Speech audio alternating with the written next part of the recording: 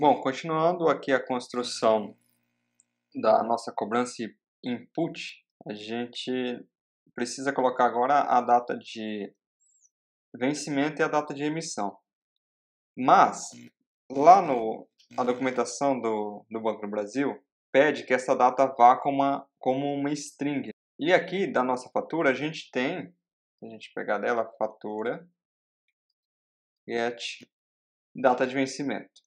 Ela é do tipo local date, né? Então a gente precisaria fazer uma conversão aqui e, além de fazer uma conversão, de ir exatamente aqui o que a documentação está pedindo. Então a gente vai criar um método aqui embaixo, vamos chamar esse método de convert. Ele vai devolver uma string para nós e ele tem que converter, fazer a conversão aí da data, e a gente vai receber aqui como argumento um local date, a data para ser convertida. Aí como que a gente faz isso, né? Já vamos retornar aqui. A gente vai pegar essa data.format. A gente vai chamar esse carinha que é o datetime formatter. Bom, então a gente recebe essa classe aqui como argumento e ela tem um método que chama offPattern.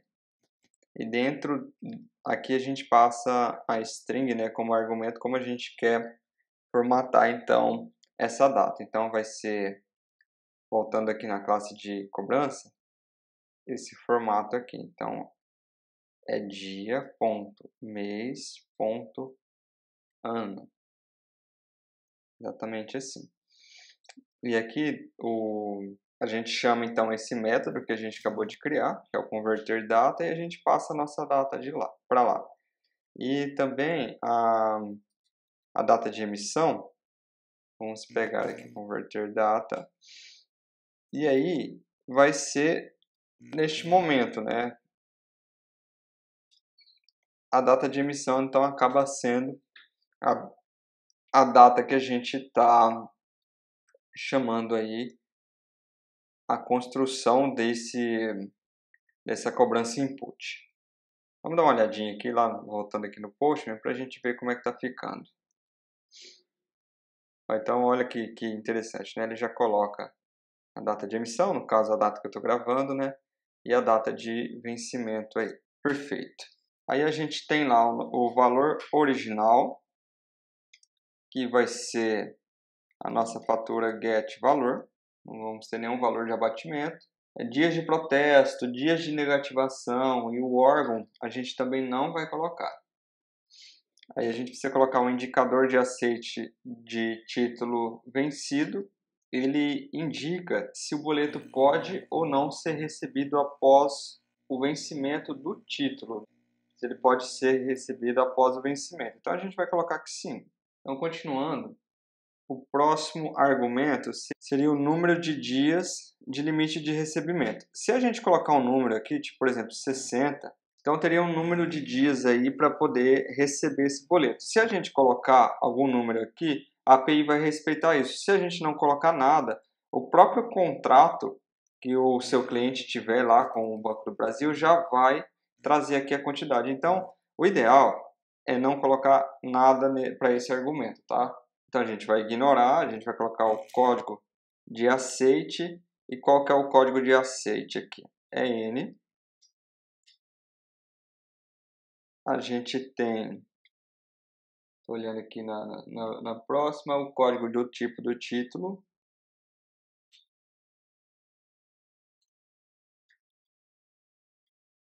E o tipo é a duplicata mercantil. Aqui na documentação é o tipo 2. Agora a gente tem a descrição do tipo do título. Aí a gente vai colocar aqui. E no caso, a descrição é a duplicata mercantil. Duplicata mercantil. O próximo argumento é o indicador de recebimento parcial. Aí novamente aqui é sim, é S ou N, né? Então no caso vai ser um N aqui mesmo. Aí a gente tem o número do título de beneficiário, ele se refere ao número de documento. Agora o número do cliente é o nosso número. Qual que é o nosso número, né? A gente não tem criado ainda. Para criar isso, tem a API, ela pede também que seja feito dentro de uma especificação. A gente vai construir esse método agora. Vai ser um método privado, né, só para essa classe, também vai devolver uma string e vai se chamar criar nosso número. Aí a gente vai receber aqui a nossa fatura, porque a gente vai precisar de 2 argumentos, né, da própria fatura mesmo. A regra é o seguinte, ó, precisa começar com 3 zeros à esquerda, mais o número de contrato, ou seja, o número de convênio, e seguir com 10 algarismos com zeros à esquerda. E aí a gente pode utilizar, como esses 10 algarismos aqui, ó, o número do documento, por exemplo. Então vai ficar assim, ó, 3 zeros, aí vai ter o número do convênio, que a gente tem lá, deixa eu ver qual que é aqui. Esse cara. E a gente tem o número do documento, eu acho que é 71900. Só que aqui precisa ser 10 algarismos, né? Então, aqui tem 1, 2, 3, 4, 5, a gente precisaria de 1, 2, 3, 4, 5 zeros. Essa string aqui é que vai ser o nosso número lá na API do Banco do Brasil. Como é que a gente faz isso aqui no Java? Então, eu vou retornar aqui. A gente vai chamar da string mesmo, a gente vai chamar esse método format e vamos passar uns argumentos aqui. Qual que é os argumentos? A gente vai colocar uma porcentagem, 0, vamos passar 10, e esse D aqui significa que isso é um double, né? É um número.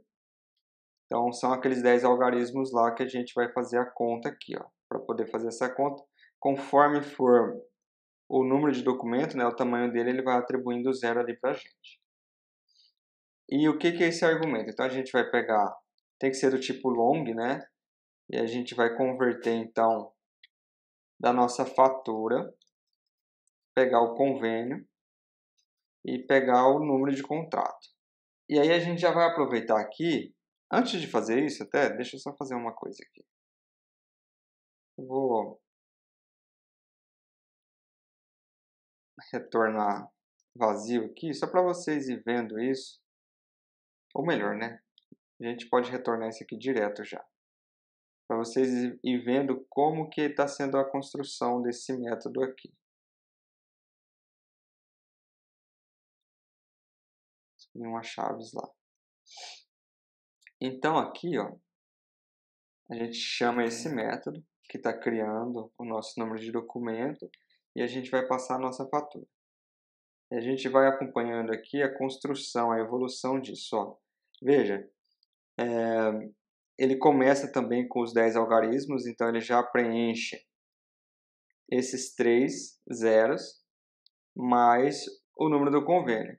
E a gente precisa fazer a mesma coisa também com o número de documento. Então aqui a gente vai concatenar esse string fazendo a mesma coisa.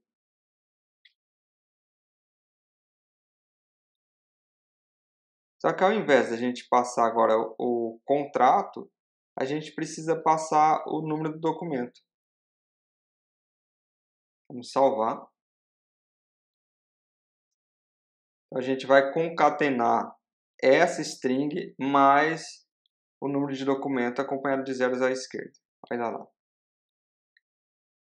É exatamente isso aqui que a API do Banco do Brasil espera receber lá, como número de documentos. Se a gente passar uma outra fatura, obviamente que esses dados aqui ele tem que mudar. Veja bem, alterou tudo, né? O próximo argumento que é interessante para nós aqui, que é relevante, é o indicador PIX.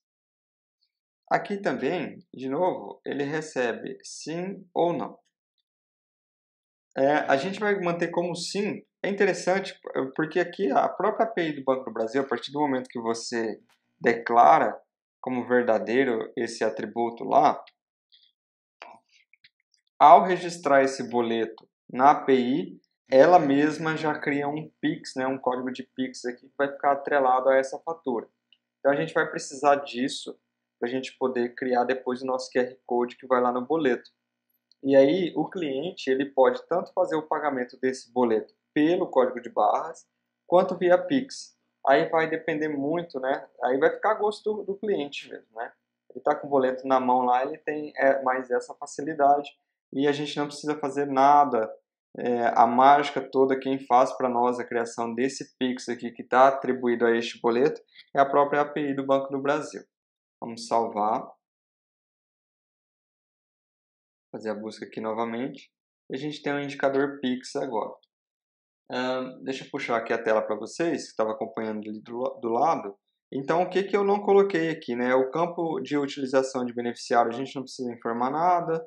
O número do título do cliente nós colocamos e a mensagem do bloqueio de ocorrência, por hora também a gente não vai colocar. O que a gente precisa fazer nas próximas aulas é construir este objeto de desconto, de juros, de multa e, por fim, o nosso pagador. Tá? Beneficiário final a gente também não vai precisar utilizar para este projeto.